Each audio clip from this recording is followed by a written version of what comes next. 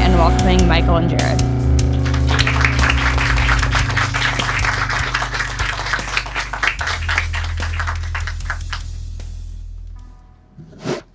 What's up, folks? Hello. This is nice.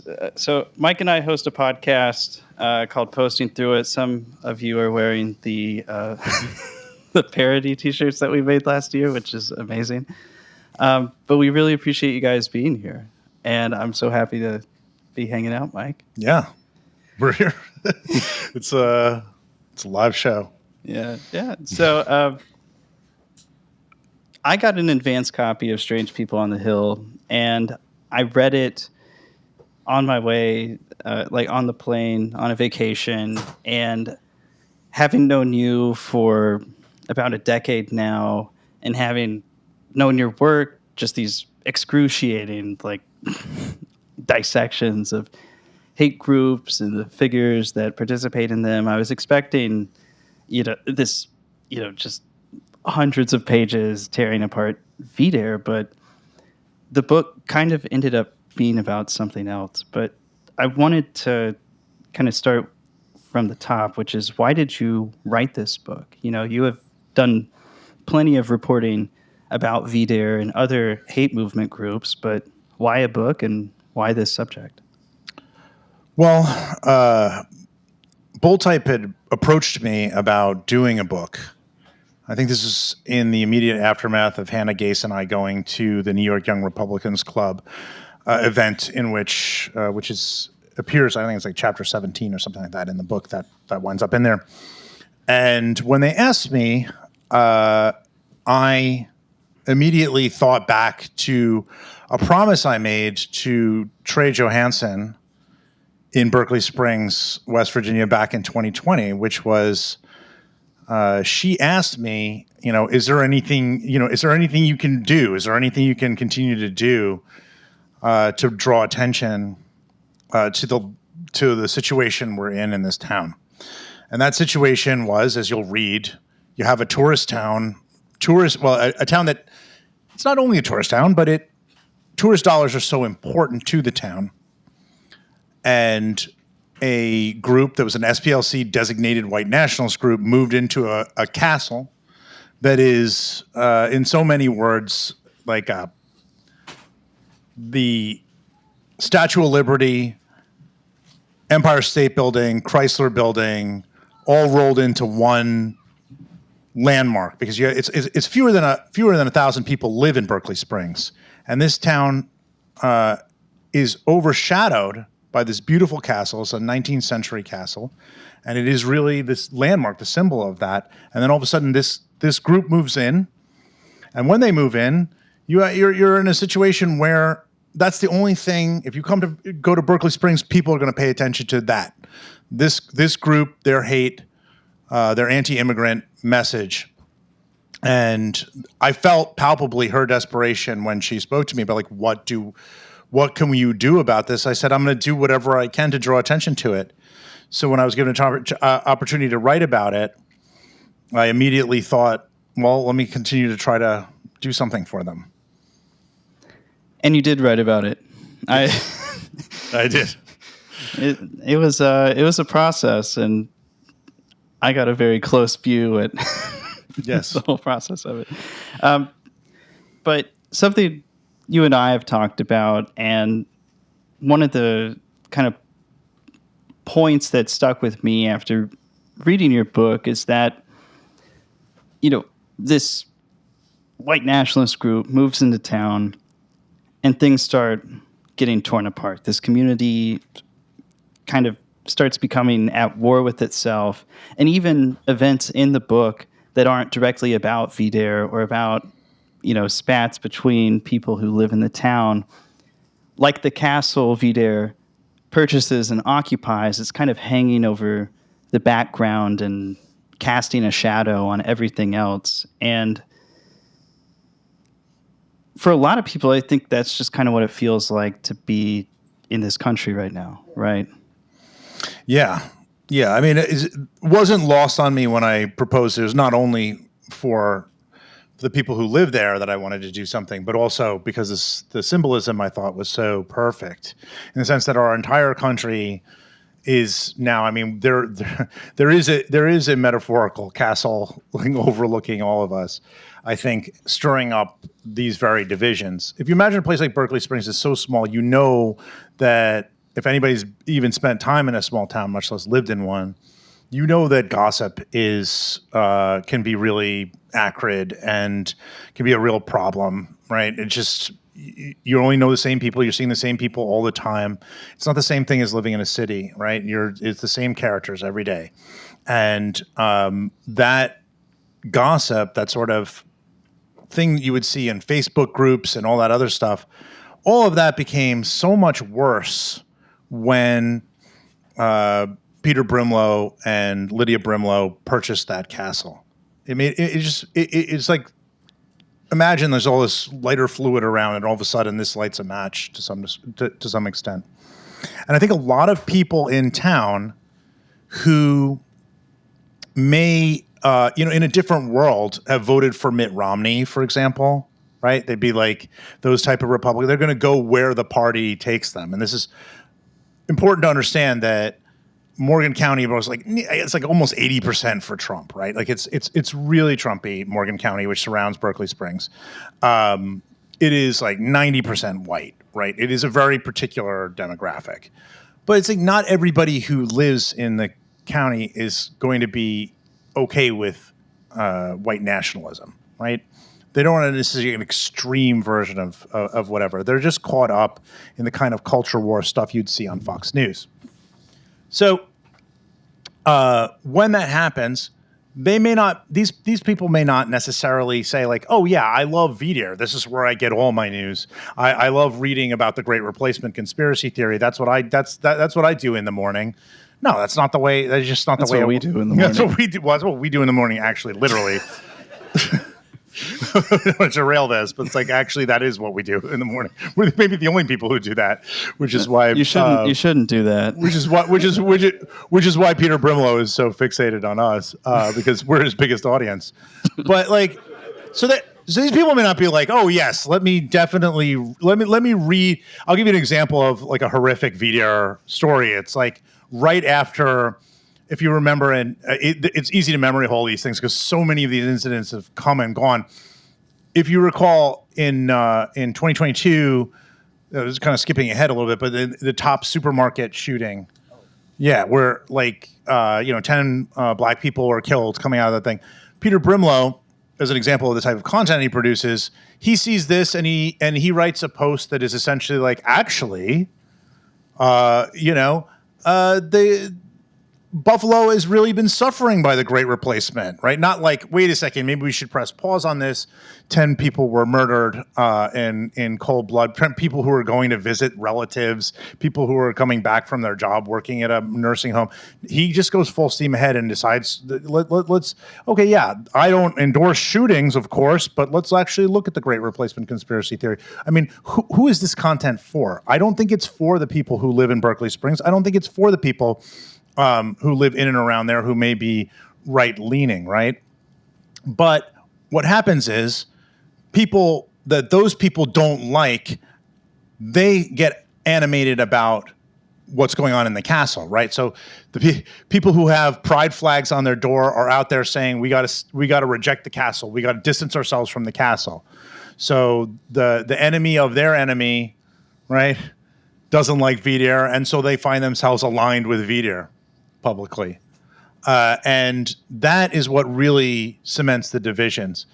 And I really feel like that's going on all over the country everywhere, where people are, particularly on the right, but I think it happens on the left to a degree, are warming up to things that they would never have been interested in 5 or 6 years ago because they're so caught up in disliking the people who they perceive to be their enemies politically. In the book, this theme comes up of the forgotten men and women of America, which is something I've, just almost instinctively, my eyes glaze over. It's like a Krispy Kreme factory line in my brain. When in a lot of mainstream news coverage or mainstream, especially like left of center,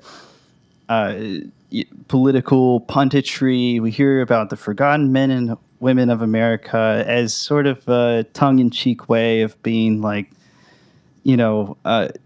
middle to lower class white people who don't live in major cities. But you mentioned, another kind of forgotten man and woman in America being older liberals, and how, as this country has tried to figure out what's going on, how do we get out of here, how do we win the base back or whatever. It's like that core base of older liberals, and this is something when I've gone out on a handful of occasions to various, protest events during the second Trump administration, whether it's No Kings or whatever it may be. A lot of the crowd there that's actually showing up and putting their feet on the ground and sort of leading the opposition is an older demographic. But if you look at the news coverage or you listen to, the very smart Democrat operatives in the room on TV, you don't hear much about them. Can talk more about that. Well, I think I'll give you a good example, where it's just when the protests against Elon Musk started to erupt. It's really the very beginnings of Trump 2, right? It was like that was like the first real activism we saw, and I think that's the first real damage the administration took. I remember that was the first time I was like, I was like, they're just going to steamroll all over us. Everybody loves this crap. That's the way I felt. I felt like just, I was like, we're screwed. Everybody loves this fascism, accelerated fascism with AI technology and whatever other slop crypto we were being sold. But in February 2025 and stuff like that, I think we were really, you and I, like the rebrand of our podcast was just kind of starting at that time. It was a lot of people in, red states and places or purple states, older liberals who were out on the side of these Tesla plants and doing things. Yes, there was somebody who was like, taking shots at Tesla, like it's, not them, but It was ill-advised. but like, I mean, just like roadside protests. And I do think that there's a degree to which that sort of like 90s bumper sticker liberalism mentality gets laughed at a lot in the country, right? There's just, everybody's saturated in a kind of irony. You can't really feel like you're earnest or on your sleeve kind of emotions. But the heart and soul of the resistance to fascism in this country really is people who are facing the most amount of loss, and people who have lived through a different culture and say, wait a minute, we worked 50, 60 years of my life, to see so many changes. Like all of a sudden, look at all these things we have now. All of a sudden, we have LGBTQ people can get married, and we can look at all these things we do that we never would have thought possible. And then all of a sudden, you see this younger generation coming up of, sort of alt-right type figures trying to take it away. I think their urgency kind of gets ignored because people find it ugly to sort of like, to be so sincere in some way in a country that is so, saturated with capitalism, like uber capitalism, so to speak. It's much easier to be ironic about things. Is that kind of what you felt like you saw in Berkeley Springs? Was the resistance to VDARE sort of that demographic you were talking about? Yeah, I mean, it's just that there's no like the response was not like, oh, how do we do this in a cool way? It was not like, how do we do a cool resistance to, they would have been sitting around for 4 years trying to figure out how to do something cool. Oh, you want to protest the castle? That's kind of cringe, dude. Yeah, exactly. It's like, you have to be like no fear of being cringe. And it's like, and they're just like, stop everything. We need to start a meeting. We need to try to do a thing that draws attention to immigrants. I mean, it's like all over the map, what they're doing. But the thing I think that moved me about it is just it's the unwillingness to just sit aside and do nothing, right? To see this as just such an urgent threat, not only to the success of their businesses, because that was a big thing. Because in any place where you're dealing with tourist money, right? Like it's like a white nationalist designated castle sitting over your head is not going to be great for that. Especially when they're coming from places like Baltimore and Philadelphia. Berkeley Springs picks up a surprising number of gay couples will come and visit, and people know that. They're like, oh yeah, if you poll a lot of gay couples, they really don't want to go hang out in a white nationalist castle generally on their weekend. It's just a thing. So yeah, absolutely. It was a unwillingness to even consider the possibility of being cringe or anything like that. It was just immediate action to try to disrupt this group. And in that, they did the most cringe thing possible, which is reach out to me. And I came to advise them. And once I did, then, everything in the book started to happen. Well, everything started to unravel. Yes. For everybody. I think everybody has a really tough go in this book. I think that is, for anyone who's finished towards the end, it is a rough go. There's kind of some themes like as things unravel, because everything feels like it's kind of unraveling at the same time. It's like the relationship Vidaire has with the residents of Berkeley Springs is unraveling. National politics is unraveling. Yeah. Your life is unraveling a bit. Yes. You're very vulnerable in the book. Yes, I am. It's as somebody who was talking to you through that whole thing, I'd hit parts and I'd be like, whoa. Yeah. You included that too. Yeah. but I too have no sense of cringe, so. Yeah. I'm just curious, as a writer, you're covering this story, everything's falling apart, including things that are happening in your own life, but you kept going. Yeah. Why? It's talking to you at the time, it was almost, I got this sense that you felt like I have to finish something here. Yes. But tell me about that. Well, I always say trigger warning when I say there's stuff about suicidal ideation in it. And we can talk about that later. Specifically the psych ward stuff, but, I think in all of us, there is a point in which we understand that we're not going to be alive forever, right? We have a very tenuous grasp on whatever this is that we're doing right now, life. It's really, really, it happens really fast and then it's gone. And, the thing that I think propels the action of the book and what ties together the stories of not only the people in the town, but my story, but even the Brimlows, is a feeling of urgency, to do things while we can. In the case of Vidaire, whatever you think about them and their ideology, they have been on a mission. Peter Brimlow has been on a mission to reduce the number of non-white people entering this country. He believes that is that's his life's work. That's what he wants to do. He will stop at almost nothing to keep writing, to do every day. If you look at the relentlessness of Vidaire, this is not to give him credit because of the ideology, but just a look at the way he went about it. He had one post after another post after another post after another post. It was just, he building up writers, risking things in order to protect the identity of people who didn't want to be associated publicly with that work. While he took the hits. You have that. You have the people in the town who could have easily just said, enough is enough. I'm just going to pick up and move. And a lot of the people who are there have lived in other places. Some of them lived in Washington, D.C. Some of them lived in Atlanta. Some of them have come from Philadelphia. There are people who have lived all over. They could just say, all right, I've seen this place. It's getting weird. There's a white nationalist castle here. I got to go. So I'm not going to do it. And in fact, several people actually do leave the town for that reason.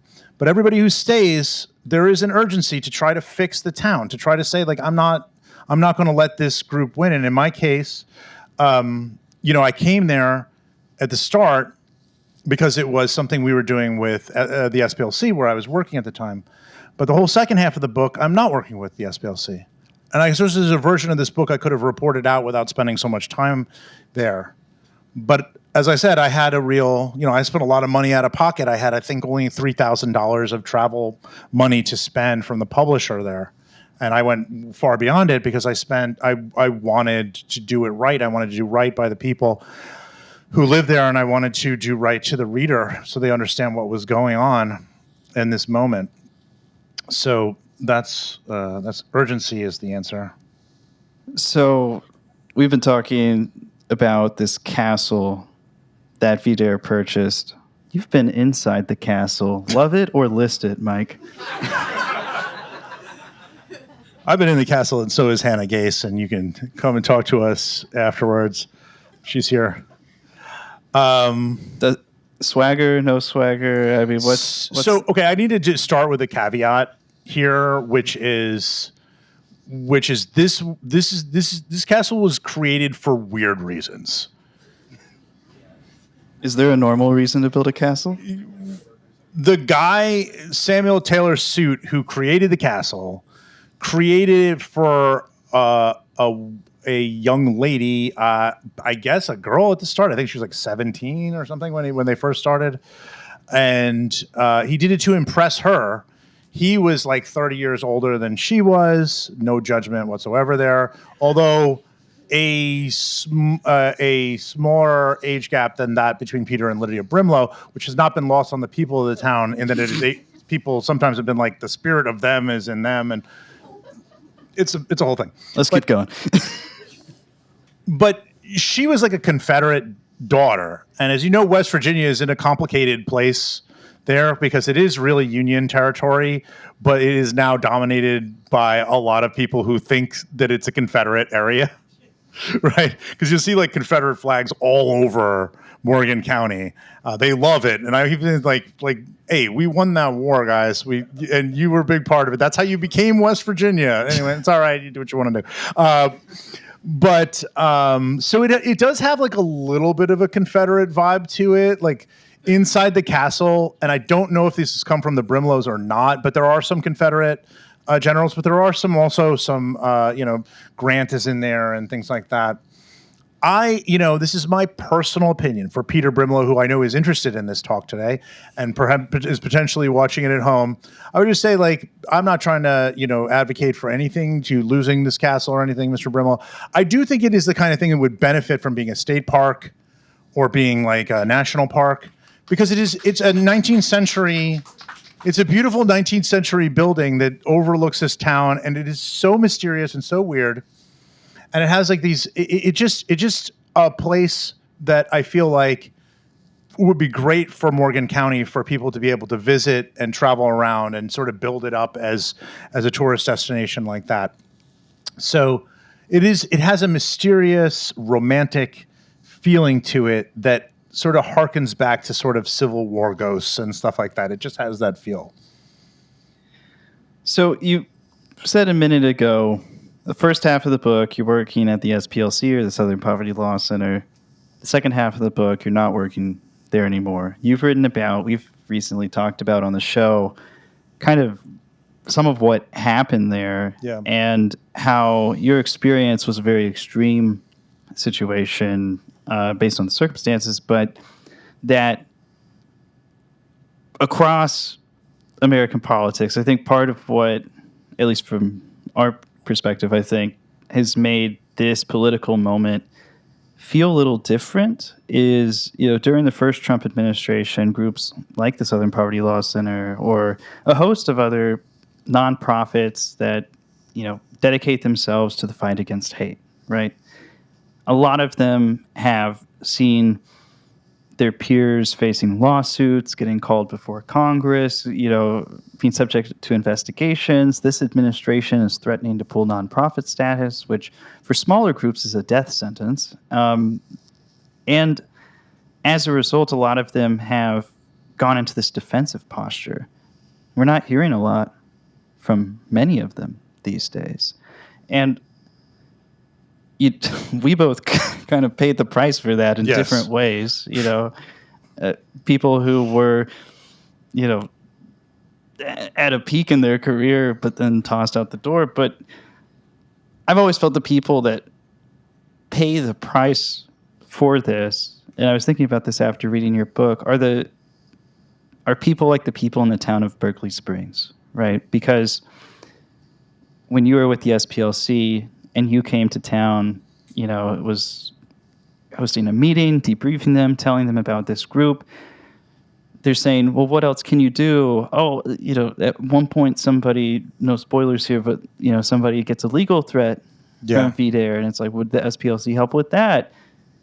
And they're just kind of nowhere to be found, Yeah. I mean, this is pre-second Trump administration, but still, so I'm just curious if you have any thoughts on, when these nonprofits that have raised, in many cases, enormous amounts of money, cultured enormous amounts of influence, them sitting the game out, I mean, who pays the price? Well, I think, yes, the people of Berkeley Springs pay the price in so many ways all over the country. Largely because they donated a lot of money as well, hoping that they would get answers. And the only reason that I was there when I came the first time in March of 2020 is because we had a big vacuum of leadership in the shop. The people who made the decision for me to go and speak to them were me and Rachel Yannick, who was my editor at the time. And Rachel is like 15 years younger than I am, right? So, she's an incredible editor. But I'm just saying, like, this was like, we were the ones making this. It wasn't like, all the way up to leadership. Yes, you must go to, because if the decisions were made by people up the chain, they would be like, no, don't do it, right? It's everything is focused around risk.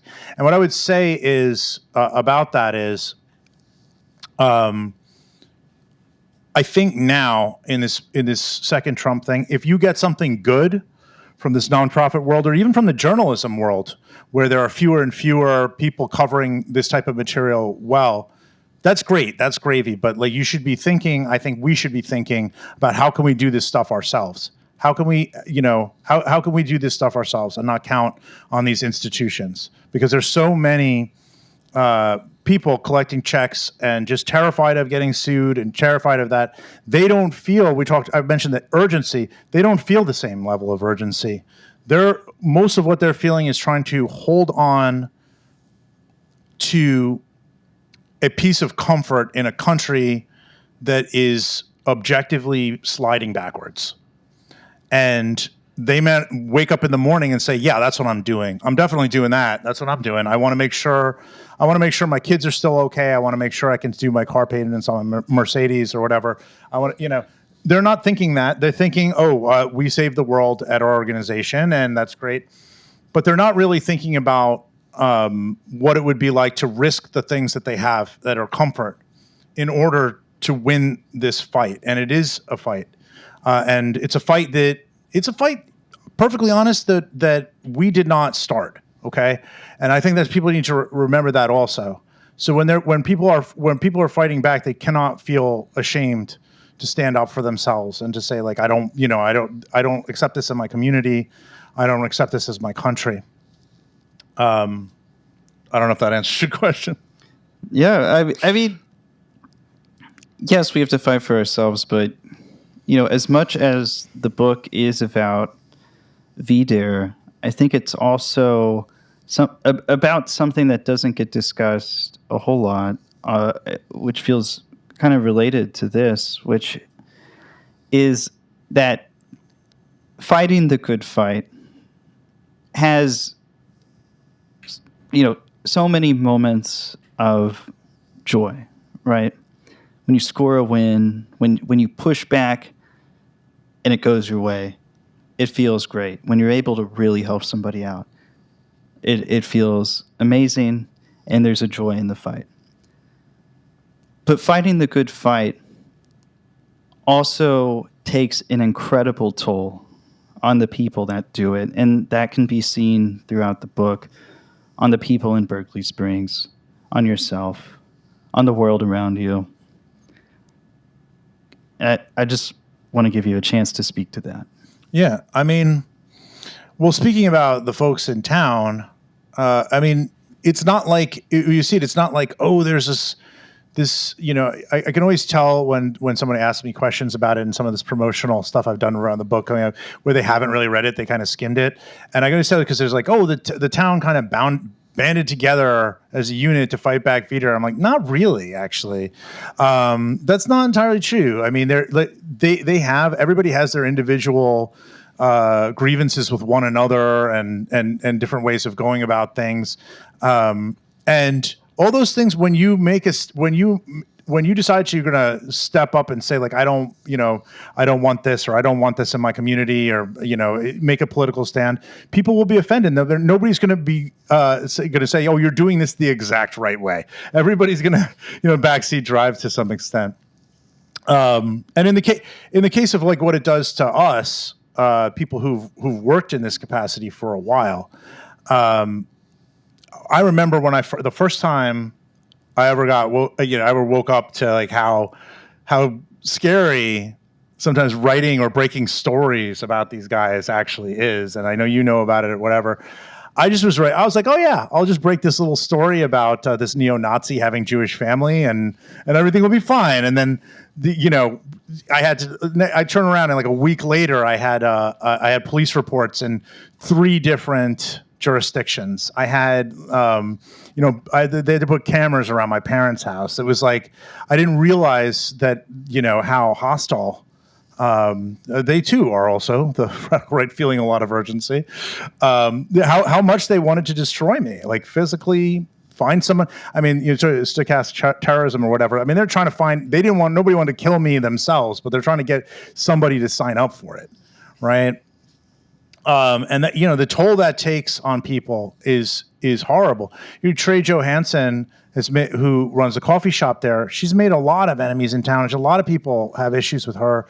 Hasn't been super easy, but also, Veeder constant, like they made her into a caricature over time, and that eventually catches up with you. And eventually, I think it impacts the way other people see you. When people do that, it's a small stigma. You just say like, I'm fine going about my life. I don't want to have all that drama around me. So yeah, it wears on you. But the alternative is no alternative, because it means being silent in the face of creeping fascism. Despite that toll, you keep going. I keep going. Yeah. Why? I feel like that's the number one question, people in our line of work get, is just, how do you do it? How do you do it? I could never do that. And I go, then don't. Don't do it. It's great. It's kind of I was saying on the way here, I mean, like you and Hannah and Madeline, the people I care about who are also doing this work, are the relationships we have are not only, I don't think it's not only like, oh, a supportive coworker or something. It's like almost like you're being at war or something like that. And I don't think it's actually at war, but it has that level of intensity, right? Where, we have each other's back to a degree, because we understand how fragile things are for, mental health and stuff like that. I remember the conversations that we all had, all my friends, everything after Charlie Kirk was assassinated, and they started to talk about Antifa and all this stuff, and they were going to investigate Antifa and all that. I mean, people were really frightened. They were really frightened because there was just like sort of like, well, we know they've been wanting to just put us in jail because they've been telling us in so many words for the last 10 years. All of a sudden now we're confronted with the possibility they might actually do it to us. Right, like that's what they were talking about. We're gonna round up everybody who's Antifa. It doesn't matter whether you're actually Antifa. It doesn't matter what Antifa actually means, right? It just means as soon as you say like this is a terrorist designation, and we're gonna sort of act on it, and we already know that MAGA operates completely above the law in so many areas, right? They're already vigilante about so many things, mostly in terms of like feeding their pockets with money. Thank God they're better at grifting than insider they are. bets. They are definitely more Yeah. concerned with just laying their pockets with more and more money than they are actually hurting. It's actually their gullible followers, the Fell for It Again award people, who actually want to punish us. They don't have as much power. But yeah, I mean, it was really scary. And I remember everybody had to really support one another for a few days as we were trying to see how that would shake out. And thank God it was the assault on Antifa was run by Nick Sordor and Andy No. It's like collectively could not screw a light bulb in if you gave them a week. So The task was handed to none other than Cash Money Patel too. So it's like, and if they would like to sue me for defamation, let's set it up and I'll just see them screw the light bulb in. But yeah, I mean, yeah, we went through. That was difficult. I mean, people know it's not. There's also the other thing too that people I don't think about when you publish stuff. You put a so-called what they call a dox when you push somebody's identity, right? Which I've done several times, 8 times, 9 times. I don't know how many I did one of those. If you are wrong, your life is basically over. That pressure is extraordinarily high. The stakes are very high when you do these things. The risk reward is is very complex. And you absolutely need support from your friends. And it's like every week when we do Posting Through It, twice a week when we do Posting Through It, we could not be doing it if we were not 2 really close friends. And that's how we can do it. That's the only way we can do it. Well, just looking at the clock, we're gonna cut some time at the end here for Q&A. There is a microphone over here. If you're in the back, you might not be able to see it behind the pillar. If you would like to ask us a question, you can hop in line, but I do want to remind you that this event is being live streamed on YouTube. So whatever you say into that mic will go out to the world. And if Peter Brimlow is looking for it, so if he's found it. Yeah. Lydia, can you put on youtube.com? Bring me another Tito's, please. Pour me Tito's about to talk the book. Yeah.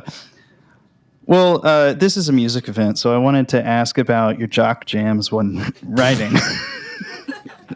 What am I listening to when I'm writing? Yeah.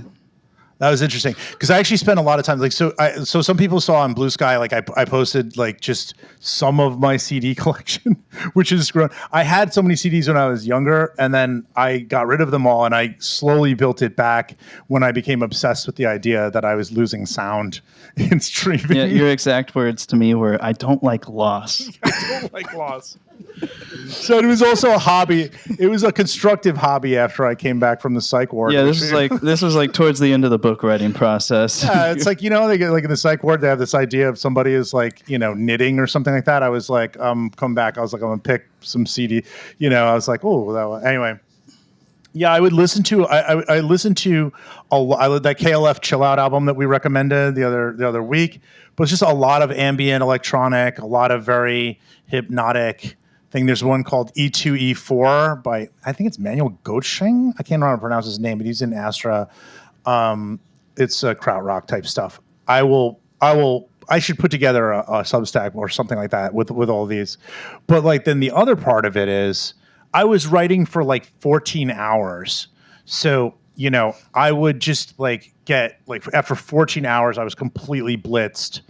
And then I would, that's when I put on something heavier, and just kind of vibe to that. A fun fact, if you need another reason to buy this book, it's that Mike gave himself a writing injury while producing it, because he would write all night and then to make himself tired would lift weights after writing.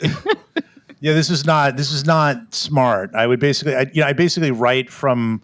I couldn't get going in the mornings. I basically write until 6 o'clock in the morning, and then maybe I'd smoke a joint, and then I would go and then listen. Maybe I'd listen to some I don't know, some Jello Biafra or something like that, and then I would go and I would lift weights before bed and to try to just blow off some steam. And my shoulder just popped after I finished the thing, and then I was in pain for 10 months after that, a writing injury. Also, I should put in one more music thing. There is one album that we've recommended on Posting Through It for Posting Through It people listening to this. that was one of the earlier ones that makes a quick cameo actually during the part of the like where the suicidal ideation is happening. And if you know what it is, you can let me know. It's one we've recommended. Cool. It's the only music reference in the whole thing. And it literally happened at that time, so it was not like me trying to wedge it in. Cool. So we'll open the floor for some questions, but before we do, you guys packed this place. Thank you so much for being here. This is crazy. That's like, all right. Goes beyond the seating. Okay, so when you're talking about old liberals, you're talking about me. I am old enough to be your grandmother. Okay. And I only understood about half of what you said. The rest of it just went right by me. Different words. It's just weird. My weird. Question about West Virginia. I mean, when I was growing up, the first election I remember when I was in junior high is 1960. And West Virginia was key. It was the primary between JFK and Hubert Humphrey, and on that depended the nomination, Democratic nomination, and the election. And JFK's father said when he won, because he flew around in a plane and Humphrey went around in a bus. And Senior Kennedy said, hey, look, I promised you, I bought you a victory, not a landslide. It was a Democratic state. I worked for the United Mine Workers for a while. Is Berkeley in a mining section? Did they mine anywhere near there, or are they way away from the? As far as I understand, no. Okay. But there's a lot of, there's a lot of what people would call white working class, and there's a lot of white poverty there. So there's overlap with that demographic, if that's what you're referring to. So what happened to West Virginia? West Virginia used to be a Democratic stronghold. Yeah. The reason that primary mattered was because West Virginia was solid blue. Yeah. Well, I think the attack against, for one thing, unions in this country has been so. There's a little bit of that in the book, and it's just because I face it. But the antagonism against unions, the it was terrible. No, but I'm saying I'm looking for the words I was going to say, but like the just profound acceleration of capitalism in the country, and I'm like. It's beyond anything. When you're looking at people like an Elon Musk, who has money that you can't even imagine. Right. Can't even imagine. He buys a social media app so he can say like white genocide stuff on it, and does whatever he wants. No, there's no repercussions. Nothing. He just does whatever he wants. So he has these extremely rich people. They do abusive things with women and they pay it off. They do, they have money that we can't possibly imagine. The GDP of a small country. It's everything. Yeah, it's so imbalanced. And then if you take a look at that and you are a poor person living in West Virginia, I don't think it's a conscious decision where you say like, hey, I want to side with this guy necessarily. But you may not see any hope in trying to do it within liberalism, within the Democratic Party anymore, and particularly because the Democratic Party has been quite weak in terms of standing up for working class people. So my generation. No, I just say, one of look, all politics has some identity politics to it, so that's not the thing. But one of the things is if you have identity politics, but it isn't also met with something that is focused on the worker and focused on poor and working class, then it makes you so much easier to find that guy in West Virginia and tell him that your problem is this person here, this immigrant from El Salvador who works over here. If he's gone, your solution is this, right? To think if you don't even see. In some places, you may not see forever. You may not see a person of Southeast Asian descent, right? For 8 months, you may not run into one.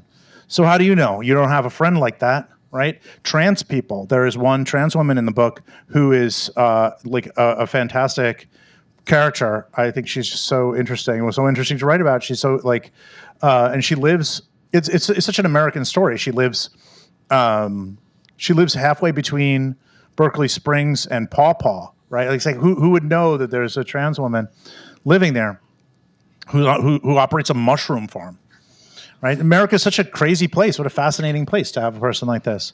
But if you never met a trans person and you say like, hey, look, the Democrats are not providing enough, but you say like, hey, they're trying to turn your child into a girl or a boy. Right. That can be very effective, and it's been effective.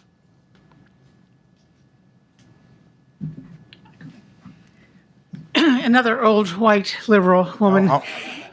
So my grandson is younger than you are. But Okay. I was also confused about what you were saying about the older white liberal cringe. Why are we the ones out protesting? Can you touch more on that? Oh, sure. I don't think it's like I meant it in a complimentary way. What I was saying is we have a culture now that is really punishes expressions of sincerity, sincere emotion, sincere feelings, and stuff like that. All that stuff is all that stuff is considered.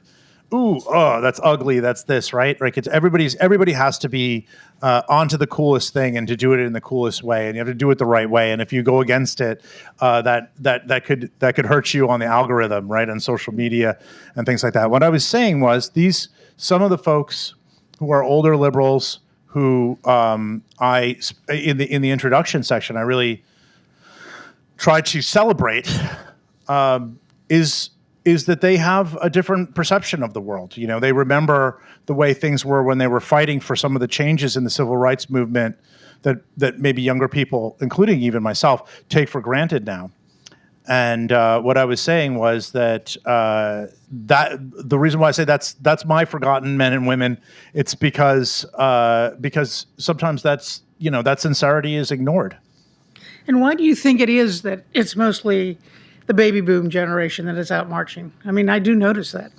Well, it depends on where you are, though. I mean, there are a lot of young people on college campuses with activism. There's a lot. I mean, it really depends on where you are. So I don't want to make it sound like that is only that. But I do feel that particular demographic understands the degree to which we may be losing things, and that makes it a desire to fight for it. It's almost in some ways a conservative impulse in the sense of like not in the traditional sense of that, but it's just like what's the whole idea of conservatism? It's like, hey, I want to hold on to the world that I know. I want to hold on to the world. I don't want this new world. And they're looking at it and saying that we don't do this. We don't do like white genocide like in public, speeches and stuff like that. That's not what we're about anymore. We're moving in a different direction. We need to stop that. Okay. Right? We're about inclusivity. And yeah. Thank you. Yeah, no problem. I also think it's that those generations have a familiarity and a sense of the importance in fighting the good fight, even if you lose, right? Because, what I'll see online or hear from younger people, millennials, Gen Z or whatever is, well, it doesn't do anything. What did you accomplish? What did these protests accomplish? And it's like, well, maybe they didn't, but it's still important to do it. And I think there's a virtue that we can all learn from there. Yeah. Hi. Might be a hot take on West Virginia, but I'm sorry, can you move to the mic? Might be a few hot takes on West Virginia as a native West Virginian from a very different part of the state, where we did see the Eastern Panhandle as this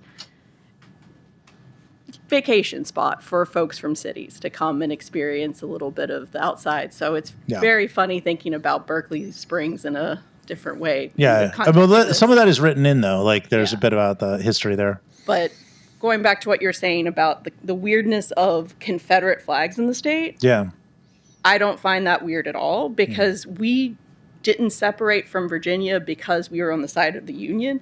We hated the Eastern Virginia planters. So It's always this kind of forgotten man has been part of us from the beginning, because we were the neglected side of the state when we were still with Virginia. Yeah. So And I think when the Democrats were more aligned with slaveholders, they got a lot of the votes, particularly in that area. Yeah. So, And- I don't want to simplify it too much. I think you kind of, some ways can, that it is not the Democratic Party of that JFK started, but it's the old labor New Deal coalition that was what can you do for poor people. That JFK, that was probably part of it, not so much the nascent civil rights part of the Democratic wing. It was very much a labor Democratic state, not a liberal LBJ type of state, even though we certainly benefited from those programs. The civil rights aspect of the Democratic Party had much smaller appeal than the labor, what can you do for the working person? Because outside of mining, there were a lot of parts of the state that were working class timber, pottery, lots of steel mills in the northern panhandle. So it's more of a workers' rights issue, I think, than a, Democratic Party that started to emerge in the 1960s. Yeah, that makes sense. I should also say about West Virginia, and I remember making calls about this in 2020 to University of West Virginia folks. The West Virginia is a state, like pretty much more than any other state in the country, that would benefit from more immigrants financially, like economically for people, which is kind of a sad thing. Yeah. That there are a lot of people trying to advocate for that on purely like the logic that you'd see in the Economist magazine, right? I mean, not exactly like this is some kind of woke agenda, but they really needed an infusion of new customers and builders and everything else. Yeah. And I think a lot of it, too, with the deindustrialization that we started seeing in the 70s, really hitting in the 80s and 90s that hit the Rust Belt, was that you had a lot of those industries that were literally offshored to Mexico, India, places that now they're seeing those immigrants of those people that, even not the immigrants, but the countries that they represent are the places that their jobs went. Yep, that makes sense. For sure. Thank you. I appreciate adding that. Sorry, Hi. real quick. How many people do we have in line? Oh no, just me. Just two. Okay, we've got 6 minutes, but you're good. I was glad that the line worked out how it did. To hear those first few questions about the whole kind of, well, what do you mean cringe? Because I kind of seized on that listening to you all as well. Being a member of your generational cohort, and as somebody who really came to the left in the 2016 timeframe, like a lot of folks, a lot of my sort of entry into that world and that set of language was through the online and podcast left. And a lot of what I heard and kind of learned was like you all were describing, this sort of like, everything is cringe and being sincere is cringe. And Everything's coded in this like it's covered in this defensive coding of like cynicism and irony. yes, right? exactly. Yeah. And like you said, especially over the last year, to see street action happen on the level that it has and with the stakes that it has, like Minneapolis in particular, like seeing that picture of the lady pushing her walker into the tear gas cloud. Like, my question to you all is, are you seeing that shift in attitude filter down to our generation, and particularly among the kind of like influencer class of the left, if you will, which like makes my stomach hurt? Yeah, it's hard to say whether the left even has an influencer class. I mean, there's a lot of talk about Hassan Piker, and I don't know if anybody else. But he was good and now he's bad, and maybe he'll be good again. I don't know. we're not doing any Hassan Piker episodes. What I was going to say was, that's a good question. I want to just, in defense of irony, there's a lot of really stupid things about America and American politics, and we do need to laugh about it. And it's it became a popular way of talking about politics for a reason, and not because people are heinous or cheap or anything like that. There's a reason for it. So some of it, makes you laugh, and I'm sure we engage in quite a bit of it even on our show. But what I would say to that is, this is a serious time now. This is no joke. What happened in Minneapolis is no joke. I mean, they just executed those two people for nothing. Like, their lives meant nothing. And everybody here could be one of those people. Because it could happen in your neighborhood where this is happening. They didn't do anything. She was leaving. Renee Good was leaving her, the curb to go and drive away. She was following instructions. She made no effort to drive. What are all these lies that they're telling? They just shot her for fun. And these are the same people, I should point out, these are the same people who 10 years prior were sending Jared and me and my friends, they were sending these memes of dropping leftists out of helicopters and like, we're going to kill you. Those people have been looking at these memes for 10 years and they decided it doesn't matter. We can just pop this person in the head and no one's going to do anything. And guess what? Nobody did anything. They just died, and that's it. And we were all to sit there and be upset about it. And they just say, use the same attitude as they do with everything else. With everything, like, oh, you mad about it? Like, that's the attitude they have. They're make fun of them getting killed. So for that, I'm not saying like we're in a post-irony moment, 'cause I don't know or anything, but I hope people don't let go of what happened in Minneapolis. These are people exactly like you. If it isn't enough for the immigrants that are being taken away, if that's not enough on its own, that should be a very clear wake-up call that that your life means nothing to authoritarians. And I'm hopeful. Let's put it this way: I'm hopeful we can still have a few laughs while engaging in a much more sober-minded and sincere political action.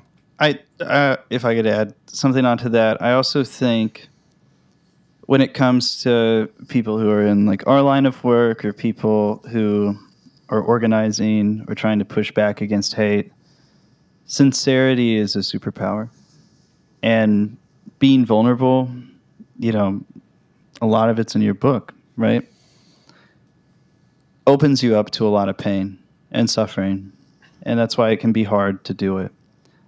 But if you do it, I think you unlock something that's more powerful and lasting. I'm going to interject one thing that I need to get off my chest here, which is like, so far, it's like 3 reviews of the book, and everybody's like, so intense and disturbing and so dark. All good reviews. I just want to say, it is funny. There are funny parts in the book, and I want somebody to be like, I thought that description was pretty funny of that guy who runs the store. I want to hear it because I think it's kind of funny. No, my favorite moments in the book are when somebody says something just batshit insane to you, and then it's like, okay, I said.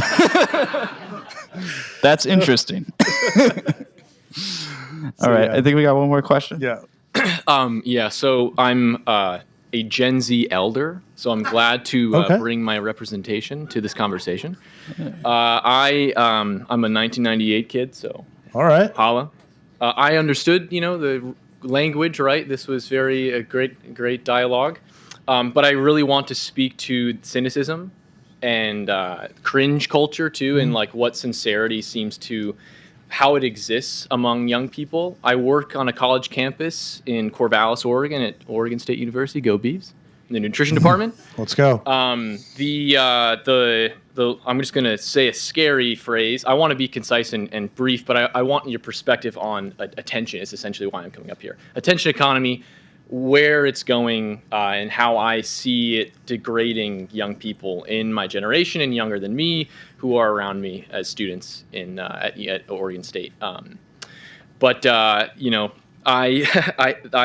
a professor that I'm pretty close with, and we have conversations about students and how things are going, what we're seeing, especially post-COVID. And she described half of her students as functionally illiterate. And it's really real, and it's really scary. So I think that really needs to be brought to the forefront, highlighted in this conversation of cynicism and cringe among Gen Z, because I mean, I am like just listening to this conversation, it just gets me so exhausted. So I'm just incredibly impressed by the work that you do day in and day out. Thank you. But there is like an exhaustion that I think is so embedded in young people today, because we are like the most commodified data mined people ever, right? And I mean, I am one of those people, and I'm sure that there are others in the crowd today who are like, okay, can I have kids? Okay, if I have kids, I won't have a house. I can't afford a down payment because there's absolutely no way. I grew up here, moved to Oregon 10 years ago. My mom's not going to be able to live in her neighborhood for very much longer, frankly. Like it's. I'm sorry. So this is the world that Gen Z is coming into. So I know that so much of that is very tied to how attention is very loud right now. Like you get people's attention and you commodify them and you drive their opinions by being extraordinarily brash and loud. And I am curious to hear from people who are older than me and have been in media and politics for longer. I mean, I was in high school when Obama was in his second term, and it was, public health and we were going to actually do something about climate change and all of that. What is your perspective on how attention economies are going to change, and hopefully there will be integrity and evidence base in thought and opinion at one point in the future? Well, I think the first thing that came to my attention when hearing your story is that we're not really in like any kind of meritocracy anymore in this country, which is really frustrating. There's just so much nepotism and so much people who succeed or do so because of inherited wealth. Something has to really change. It has to be like a fundamental change in this country to even spring up opportunity for folks like you. And as far as the attention thing, I mean, you're really talking about what's happening on social media and getting loud and stuff like that. And I mean, why are we listening to, why is everybody seeing one video of Clavicular every day on their X feed? Why? Like if you don't know what that is, don't worry about it. It's like I don't need to see that anymore. I mean, you're asking people who don't have, Jared and I don't do a video content yet. Right. I write books and I co-host an audio podcast. I'm living in I'm living in listening to music on CD-ROM. Yeah. It's like 2005 every day. But I think, what could change things in this country is it's hard to, I don't want to say this is going to get worse. But I really do think that like the economic conditions in this country will get worse. I think the political situation will get worse, but then I'm hopeful that they can get better after that. I think we cannot keep living in a world where a certain number of people are controlling who gets the attention and why and what messages get heard, especially when those messages are not in line with the way the majority of Americans think. And Jared, I'd be curious your thoughts on this. Yeah, I mean, I agree with all of that, and I think consolidation of media companies is kind of exacerbating this. Also, with all this AI stuff, kind of accelerating this, where I mean, Google search is barely functional anymore, right? I mean, I'll type in the name of an article I wrote, and it won't pop up. Instead, it's like an AI summary, and I'll read that, and it's like, that's not what it says. Right? But people are leading on that. You've got people like, it's like Larry or David Ellison, one of those guys, like scooping up CBS News, looking at trying to get CNN. You had TikTok force the sale to like a right-wing investor group, holds the majority stake of that. If I can add something there real quick, and you can continue. If they have to do all that to try to keep people together, there is a better day on the horizon. That's my personal opinion. If you have to go that far that you need to buy all the media, you buy all the social media, you have to do all that stuff. It's like the Grinch who stole Christmas, right? Like they take everything, and then the people down in the valley keep singing. Continue. Yeah.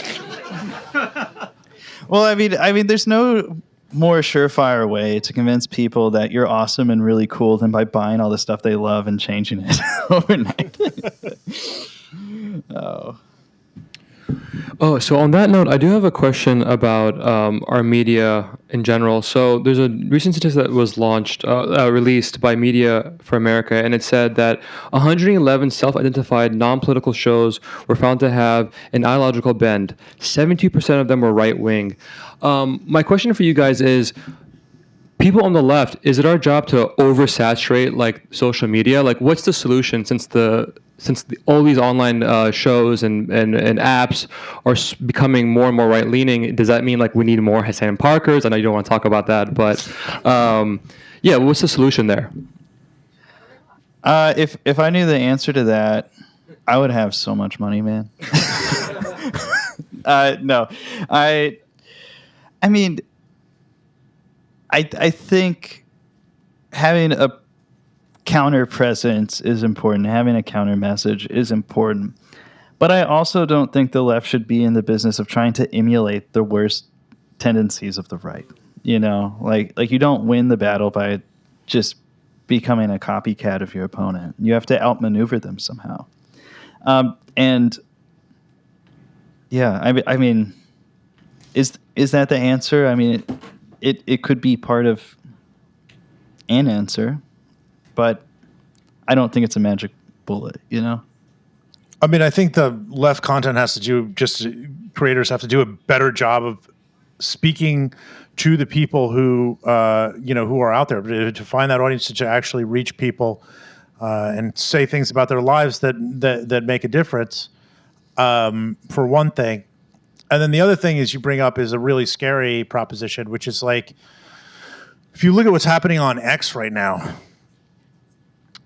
since the Elon Musk, and now we're 4 years on, basically, since his purchase, and you're finding people adapting from the right, adapting left-wing arguments, because that's not on X. Yes, there are some left-leaning people still on X, but like, it's all around the right-wing thing. So somebody will be like, hey, I've got this Israel critical point of view to put out. I'm not talking about the pure anti-Semitic thing, but somebody says something and everybody's like, what a great point. It sounds like a leftist point. And all of a sudden you have like people sharing, who are ostensibly left, sharing Candace Owens. She made a good point here. That's really bad. That's the scariest thing for me, is that they are seeing where the holes are now, and they're seeing left-wing arguments and they're filling them. Right, that they're going to start. All of a sudden, we're going to see like a great healthcare argument from friggin' Mike Cernovich or something, and it's going to be like, because he's figured out a new way to get more donations or scam more crypto out of people by saying something that someone else isn't saying. That's bad. That you have a whole bunch of, they are like, these people are almost universally scoundrels. Like like from Star Wars, like they talk about the bounty hunters and they just like, have no morals, or they're just like, it's the cantina, you know. they're just scoundrels. They'll sell any damn thing. And if all of a sudden they feel like, well, I can sell this left-wing position, doesn't mean that we should trust them when they're doing it. So yeah, we need to get better at reaching people where they live and the problems that they have. And the best way to find that out, whether we can do that, is if we have around the energy of a presidential election. And that's where usually you see there's usually a pretty strong shakeup around those times of who's listening to who's making sense, whose popularity is growing. And I hope it shakes in a good direction. I also hope we're all able to vote. So that's another thing for longtime listeners of the show. That's another hope of mine. Well, I think we're at time here. So thanks everybody for coming out. We're going to be hanging out for a little bit. Mike is going to be signing books for a little bit. Yeah, that's right. If you listen to the show and you know about the challenge coins, come find me. Yeah, that's okay. But you might want a challenge coin. Yeah, you might want a coin. Are you a big fan of Kash Patel? All right, thanks, y'all.